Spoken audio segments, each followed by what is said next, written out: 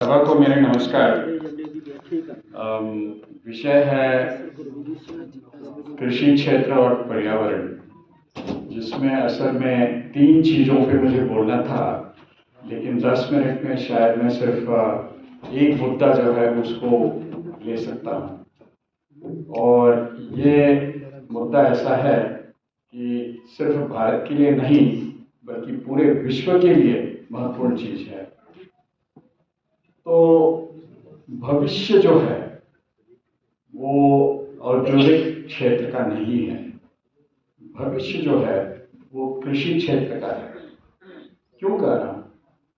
क्योंकि आज का युग जो है, जिसको कहते हैं हम कि ईंधन पदार्थ का युग है, कोयला, तेल, गैस वगैरह। कोयला तो 100 साल में खत्म हो रहा है, गैस जो है वो एक 60 साल 50-60 साल में, और तेल 40-50 साल में, और इनका रिप्लेसमेंट नहीं है। चाहे आप कितना भी चिल्लाओ कि पीवी पैनल बन जाएंगे या विंड एनर्जी बन जाएगा, इसमें कई सारे खामियां हैं जिसमें तुरंत मैं जा नहीं सकता क्योंकि समय का पाबंदी है। और इसलिए जो भविष्य है वो फोटोसिंथेसिस पर निर्भर है। तो हम 2 युग के बीच में हैं। अब जो युग है वो ईंधन पदार्थ का युग है, कोयला, तेल और गैस। भविष्य का युग जो है वो फोटोसिंथेसिस का युग है, और हम ट्रांजिशन में हैं अब। और जैसे क्यूबा में हुआ 20-25 साल पहले, जब क्यूबा का बहुत बड़ा संकट पड़ा क्योंकि उनका जो तेल खत्म हो गया था, क्योंकि उनके तेल जो है वो यूएसएसआर पर निर्भर था, और जब यूएसएसआर कोलैप्स हो गया तो उनका तेल भी खत्म, और उन्होंने सीखा कि भाई फोटोसिंथेसिस पे कैसे निर्भर होना है। यानी कि फोटोसिंथेसिस का मतलब कि पेड़ और पौधे पे कैसे निर्भर होना है। तो उस समय 90 के आसपास जो किसान थे वो सबसे ज़्यादा कमा रहे थे वहाँ पे क्यूबा में। इसी प्रकार 20 साल में सिर्फ भारत में नहीं बल्कि पूरे विश्व में जो है फोटोसिंथेसिस जो है वो ऊपर उभर के आएगा, क्योंकि कई सारे जो कच्चे माल हैं, 80 कच्चे माल, लोहा, पीतल, तांबे जो है वो 50 साल में कम हो जाएगा। और ये कच्चे माल जो है अब हमें पेड़ से निकालना पड़ेगा। तो 2 प्रकार से हमें और पेड़ पौधे का लाभ है। एक है ऊर्जा वहां से निकालना पड़ेगा, और दूसरी बात यह है कि कई सारे कच्चे माल जो है वहां से आना पड़ेगा। अब अगर ये ट्रांजिशन करना है तो मुख्य चीज ये है कि भाई ये समझना जरूरी है कि आज जिसको हम कहते हैं जलवायु संकट, ये जलवायु संकट जो है इससे अगर बचना है तो जो भी कार्बन डाइऑक्साइड हम छोड़ रहे हैं उसको कम करना है, और जो भी कार्बन डाइऑक्साइड को सोख कर रहे हैं उसको ज्यादा करना है।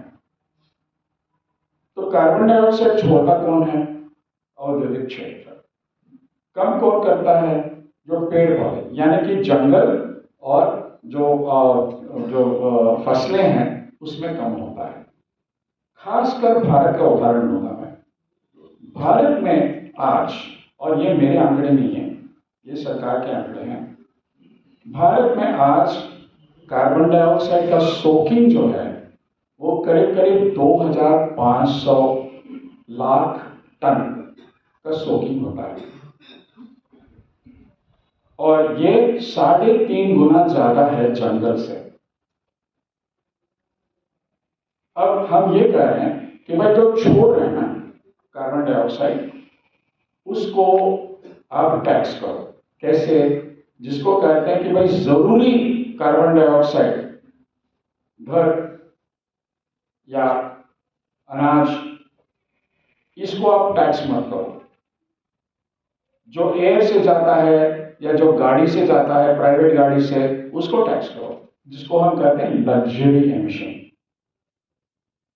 लग्जरी एमिशन जो छोड़ रहे हैं उसको टैक्स करो, और वो कार्बन टैक्स जो है उनको मिलना चाहिए जो शोकिंग कर रहे हैं। सीधी सी बात है। और अगर किसान शोकिंग कर रहे हैं तो ये जो टैक्स है उनको मिलना चाहिए, जो जंगल को कायम रख रहे हैं उनको मिलना चाहिए। बनता कितना है साल में? अब शोकिंग होता कैसे, मतलब मैं जंगल को छोड़ूंगा फिलहाल, होता कैसे? दो जगह पे होता है। एक ये है कि मिट्टी में होता है, जो क्रॉपलैंड है, खेत है, उसका मिट्टी में शोकिंग होता है। ठीक है। अब इसके आंकड़े में सरकार ने बता दिया है, लगातार मतलब 10 साल का आंकड़े हमारे पास है, और वो आंकड़ों से यही पता चलता है कि 2500 टन, लाख टन का शोकिंग होता है सिर्फ मिट्टी में। और इसको अगर इंटरनेशनल कार्बन मतलब दाम के हिसाब से देखा जाए, जो $100 पर टन, तो बनता कितना मुआवजा? करीब 2 लाख करोड़ रुपए सालाना। 2 लाख करोड़ रुपए। दूसरी जगह जो शोकिंग होता है वो है जो मतलब बायोमास में या क्रॉप में जो फसल है उसी में होता है, और इसके बारे में ज्यादा डॉक्टर शेषाद्री बात करेगा बाद में। तो यहाँ पे अगर देखा जाए तो यहाँ पे कुल मिला के और 4 लाख करोड़ रुपए बनता है। अब जलवायु संकट का जो समस्या है उसको हल करने के लिए मतलब हम लोग ऑलरेडी किसान कर रहे हैं। अगर कर रहे हैं तो जो कार्बन डाइऑक्साइड है वो तो एक वायु प्रदूषण है, माना जाता है कि वो खराब चीज है। अब कृषि क्षेत्र मतलब औद्योगिक क्षेत्र जो है इसके लिए कोई दाम नहीं दे रहा है, लेकिन किसान जो है वो तो अंदर ले रहे हैं फसल के माध्यम से, और उसको कोई पैसा नहीं मिल रहा है। सरासर इसको मैं कहता हूं कि साम्राज्यवाद है। कृषि क्षेत्र जो है वो उसी तरह दबा हुआ है जैसे ब्रिटिशों ने इंडिया को दबा दिया। क्यों? क्योंकि मैं सिर्फ एक ही बात पर बोल रहा हूं, वो ये है कि कार्बन डाइऑक्साइड असल में फसल के लिए क्या चाहिए? एक चीज जो है ऊर्जा, दूसरी चीज जो है कार्बन डाइऑक्साइड, तीसरा है पानी। अब ऊर्जा और कार्बन डाइऑक्साइड जो चाहिए, अब जैसे कि औद्योगिक क्षेत्र में अगर कोई भी कच्चा माल आप इस्तेमाल करते हैं उसका दाम तो लगता है, और वो दाम जो है वो फिर जब आप खरीदते हैं वो कच्चा माल जो इस्तेमाल होता है वो फिर ऐड हो जाता है ना। यहाँ पे सूरज और कार्बन डाइऑक्साइड के लिए कोई दाम नहीं है। सरासर हो क्या रहा है कि जैसे ब्रिटिशों ने किया यहाँ पे कि उठा के ले लिया और वहां पे अपना कल्याण और विकास कर दिया, औद्योगिक क्षेत्र यही काम कर रही है। तो ये जो मतलब मसला है ये सिर्फ जलवायु संकट का समस्या को मतलब हल करने के लिए नहीं है। ये मसला जो है ये सैद्धांतिक रूप से समानता का एक लड़ाई है। तो दो चीज इसमें निहित है। एक ये है कि पर्यावरण के सबसे बड़े संकट जो है उसका हल निकालना, और ये पहलू है मतलब कार्बन डाइऑक्साइड का दाम दो, ये पहलू है। उसके बाद सूरज, क्योंकि वहीं पर और 2 लाख करोड़ रुपए बनता है। ठीक है, तो दो पहलू हैं इसमें। एक है कि जलवायु संकट का हल करना, क्योंकि आप जो छोड़ रहे हैं कार्बन डाइऑक्साइड उसका अगर टैक्स किया तो वो कम हो जाएगा, और ये मैं पूंजीवाद के अंतर्गत ही बोल रहा हूं। दूसरी बात कि जो उसको निकाल रहे हैं उसको वो दाम देना, ये तो सिंपल क्लाइमेट जस्टिस है, और इसके लिए लड़ना पड़ेगा 2 लेवल पे। एक कि भाई जो लोग कहते हैं कि नहीं नहीं ये फुकट की चीज है जो कुदरत देती है, फुकट नहीं है, क्योंकि वो सूरज और वो कार्बन डाइऑक्साइड को सोख करने के लिए आप काम कर रहे हैं, आप ऊर्जा इस्तेमाल कर रहे हैं, उसके लिए आपका शारीरिक ऊर्जा इस्तेमाल कर रहे हैं। तो अगर पैसे के रूप में न देखा जाए और ऊर्जा के रूप में देखा जाए तो उतना ही लगान आप कर रहे हैं, ऊर्जा के लगान जितना औद्योगिक क्षेत्र जो है करती है कोयले निकालने के लिए। तो मैं ये कह रहा हूं आपसे कि इसमें दो फायदे हैं। एक ये है कि जलवायु संकट का हल करना, दूसरी बात यह है कि एक सामाजिक समानता लाना। ठीक है, तो ये काम जो है बहुत जरूरी है करना, क्योंकि अगर नहीं किया तो आपका स्वामीनाथन रिपोर्ट जितना भी लिखा हुआ है वहां पे, और जो चौधरी चरण सिंह ने कहा, क्या कहा इन्होंने? दो चीज कहे असल में। ये कहा उन्होंने कि भाई जो कृषि क्षेत्र का जो मतलब अनाज का दाम जो है उसको बढ़ा दो, और दूसरी चीज उन्होंने क्या कहा कि भाई ठीक है, सहूलियत दो, यानी कि इंफ्रास्ट्रक्चर का इन्वेस्टमेंट करो एग्रीकल्चर में, यानी कि मार्केट बनाओ और इत्यादि इत्यादि वगैरह। इससे काम नहीं बनेगा। काम तब बनेगा जब ये असमान रिश्ता जो है औद्योगिक क्षेत्र और कृषि क्षेत्र के बीच में हम निकालते हैं। इसका जड़ कहाँ है? जड़ ये है कि जो सूरज के किरणें और कार्बन डाइऑक्साइड के लिए कोई आपको मुआवजा नहीं मिल रहा है, इसको निकालना बहुत जरूरी है। उल्टा वहां पे औद्योगिक क्षेत्र क्या कर रही है? हर एक चीज जो खरीदते हो बनाने के लिए, जो ट्रैक्टर के लिए बनाने के लिए, हर एक चीज जो वो खरीदते हैं उसका दाम तो पास ऑन करते हैं आपको, आप तो पास ऑन नहीं कर रहे हैं। तो जड़ जो है यह असमान रिश्ता निकालना बहुत जरूरी है। जब तक उसको नहीं निकालेंगे तब तक कृषि क्षेत्र का कल्याण नहीं हो सकता है, बिल्कुल नहीं। और वही रिश्ता है जो एक साम्राज्यवाद का रिश्ता है औद्योगिक क्षेत्र और कृषि क्षेत्र के बीच में। ये है जड़। इसमें 2 पॉइंट और जोड़ता हूं, लेकिन इसके बारे में थोड़ी देर बाद बोलूंगा, दोबारा को याद कर। एक ये है कि सुखदेव सिंह जी के अनुरोध पर मैंने एक नोट लिखा था 1-1.5 साल पहले कि जो नॉन केमिकल फार्मिंग की वजह से और केमिकल फार्मिंग की वजह से नुकसान क्या है। और इसमें यह निकल आता है, जिसमें हमने कुछ जिसको कहते हैं कि रिस्क एनालिसिस किया उसमें, और इसका निचोड़ यह है कि जितना आप ट्रैक्टर और एग्रीकल्चरल मशीनरी और बिजली और मतलब खाद वगैरह इस्तेमाल करते हैं, उसके वजह से वायु प्रदूषण होता है।